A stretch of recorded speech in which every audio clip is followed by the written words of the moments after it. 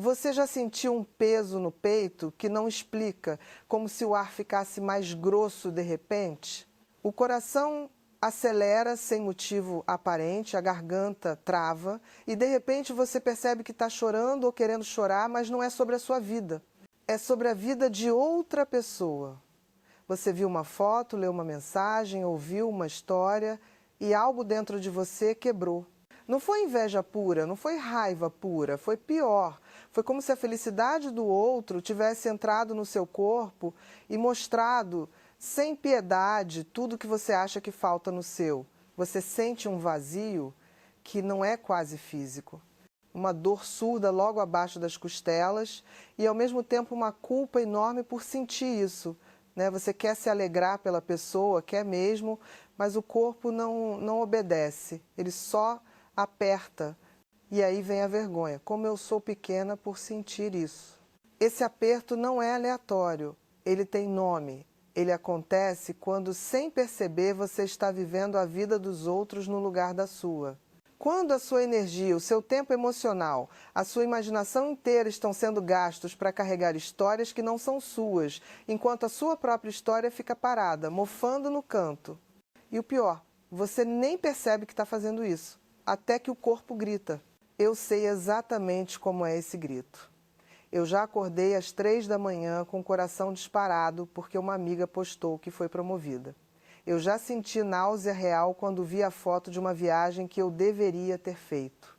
Eu já passei dias inteiros pensando na vida de uma pessoa que nem conheço direito, reconstruindo mentalmente cada detalhe, cada escolha, cada suposta felicidade, enquanto a minha vida real ficava ali sem ser tocada, e o tempo todo eu me odiava por isso. Até que um dia eu entendi, eu não estava sendo invejosa, eu estava sendo vampirizada por mim mesma. Eu estava usando a vida dos outros para não ter que olhar para a minha. Era mais seguro sentir a dor deles do outro do que sentir a minha própria dor parada. Era mais fácil imaginar como seria estar naquela praia, naquela casa, com aquele corpo, naquela relação, do que encarar o que eu realmente queria e não estava correndo atrás. A vida dos outros virou meu anestésico. E enquanto eu estava dopada olhando para fora, a minha vida estava sangrando em silêncio. Isso acontece porque nós, seres humanos, temos uma capacidade absurda de empatia, mas empatia mal direcionada vira absorção. A gente entra na história do outro com tanta força que esquece de sair. O cérebro não diferencia muito bem, no primeiro impacto, se a emoção é nossa ou emprestada. Então ele reage igual, libera cortisol, aperta o peito, trava a garganta, só que a emoção não é nossa. E aí fica aquele resto tóxico circulando no corpo, sem ter para onde ir. É por isso que você termina o dia exausta sem ter feito nada pesado. Você passou o dia inteiro carregando emocionalmente a vida de metade do seu feed. E a sua ficou lá, esperando você voltar para casa. Comenta de onde você está me ouvindo agora. Deitado na cama, no ônibus, escondido no banheiro do trabalho, eu quero saber. E me conta, você já passou por isso? Já sentiu esse aperto que não explica? Como você reagiu? Se inscreve e ativa o sininho antes que você esqueça. Isso me ajuda a continuar aqui com você. Existem 5 sinais claros de que você está absorvendo a vida dos outros em vez de viver a sua. O primeiro sinal é quando a felicidade alheia dói fisicamente. Não é só, nossa, que legal para ela. É um murro no estômago. Você sente falta de ar. O segundo sinal é quando você passa mais tempo imaginando como seria a vida do outro do que planejando a sua própria. Você sabe o nome do cachorro novo da sua amiga, mas não sabe qual é o próximo passo da sua carreira. O terceiro sinal é quando você começa a se comparar em looping. Não é uma comparação rápida, é uma tortura lenta. Se eu tivesse feito aquilo, hoje eu estaria lá. O quarto sinal é quando você sente alívio secreto quando algo dá errado na vida do outro. Não porque você deseja o mal, mas porque por um segundo o mundo volta a fazer sentido. Tá vendo? Ninguém tem tudo. E o quinto sinal, o mais perigoso de todos, é quando você para de sentir qualquer coisa sobre a sua própria vida. Ela vira um borrão cinza. Você não tem mais raiva, nem tristeza, nem alegria, só um vazio anestesiado. porque toda a sua capacidade emocional está sendo gasta lá fora. Esses padrões não são fraqueza, são mecanismos de sobrevivência que aprenderam o caminho errado.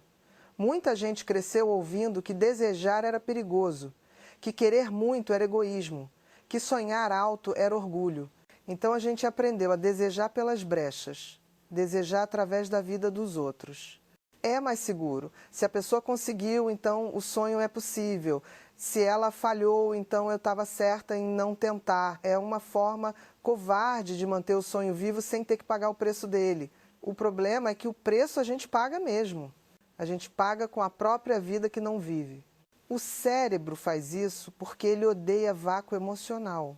Se você não preenche o seu espaço interno com os seus próprios desejos, medos, planos, ele vai preencher com os desejos, medos e planos de qualquer pessoa que aparecer na sua frente. É automático. Por isso que depois de passar 2 horas no Instagram, você se sente um lixo. Não é porque as pessoas são felizes demais, é porque você entregou o controle remoto da sua vida emocional para elas. E elas nem sabem disso. Eu já perdi anos fazendo isso. Eu sabia cada detalhe da vida de pessoas que eu nem gostava. Eu chorava pelas conquistas delas, eu sofria pelas derrotas delas, eu planejava mentalmente como elas poderiam ser mais felizes. E a minha vida, eu nem olhava. Era como se eu tivesse alugado o meu corpo para morar na cabeça dos outros. Até que um dia eu percebi que eu estava morrendo de sede segurando o copo de água dos outros na mão. Você se reconhece nisso? Já aconteceu de você passar o dia inteiro pensando na vida de alguém e chegar à noite sem lembrar o que você comeu no almoço? Comenta faz sentido se isso está mexendo com você. Eu leio tudo. O que realmente dói não é a pessoa ter conseguido algo que você queria. O que dói é você ter a prova ali na sua cara de que era possível e você não fez. Essa é a dor de verdade. É a dor do potencial não vivido. É o luto da versão de você que poderia estar vivendo aquela vida, mas escolheu ficar parada por medo, por preguiça, por vergonha, por não saber por onde começar. A vida do outro vira um espelho cruel que mostra tudo o que você enterrou. E aí, em vez de usar aquele espelho para se levantar, você usa para se afundar mais ainda. Tá vendo? Nunca vai ser eu. Mas eu vim te contar uma coisa que mudou tudo para mim. Soltar a vida dos outros não é ignorar, não é fingir que não viu, não é desejar o mal. Soltar é devolver a história para quem ela pertence. É olhar para aquele post, para aquela conquista, para aquela viagem e falar mentalmente: essa história é dela, não é minha. Eu desejo que ela viva isso com toda a intensidade e eu desejo o mesmo para mim, na minha própria história. É um ato de respeito duplo, respeito pela pessoa e respeito por você mesma.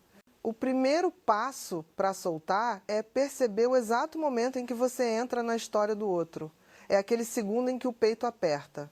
Nesse segundo, respira fundo e pergunta: essa emoção é minha ou eu peguei emprestada? Só essa pergunta já muda tudo. Porque no momento em que você nomeia, você separa. A emoção deixa de ser um monstro e vira uma visita. E visita a gente sabe receber e sabe despedir. O segundo passo é cruel, mas libertador. Pergunte o que essa dor está tentando te ensinar sobre você. Toda vez que a felicidade alheia doer, anote: o que exatamente eu queria ali? Era a liberdade? Era o amor? Era a coragem? Era o dinheiro? Escreve. Não julga, só escreve. Você vai ver que 90% das vezes não é nem o objeto que a pessoa tem, é o sentimento que você acha que aquele objeto traria. E aí você percebe: esse sentimento eu posso correr atrás hoje, na minha vida, com as minhas regras. Terceiro passo é o mais difícil: volte para casa. Volte para o seu corpo, para a sua história, para o seu dia. Pergunte: o que eu posso fazer hoje, agora, com o que eu tenho para me aproximar 1% daquele sentimento que eu invejei? Às vezes é mandar uma mensagem que você está adiando. Às vezes é abrir o notebook e escrever a primeira linha do projeto que você enterrou. Às vezes é só tomar um banho e cuidar de você como se você fosse importante, porque você é. Eu comecei fazendo isso aos poucos. Quando vi uma foto que doeu, eu respirava, perguntava o que eu quero aqui, anotava e fazia uma microação na mesma hora. Em 2 semanas, o aperto no peito tinha virado combustível. Em 2 meses, eu já não reconhecia mais a mulher que passava o dia inteiro dopada na vida dos outros. Eu estava ocupada demais vivendo a minha. Hoje, quando vejo alguém vivendo algo lindo, eu sinto um calor bom no peito. Não é mais dor, é inspiração, é prova viva de que é possível. E eu desejo de coração que aquela pessoa viva aquilo até o talo.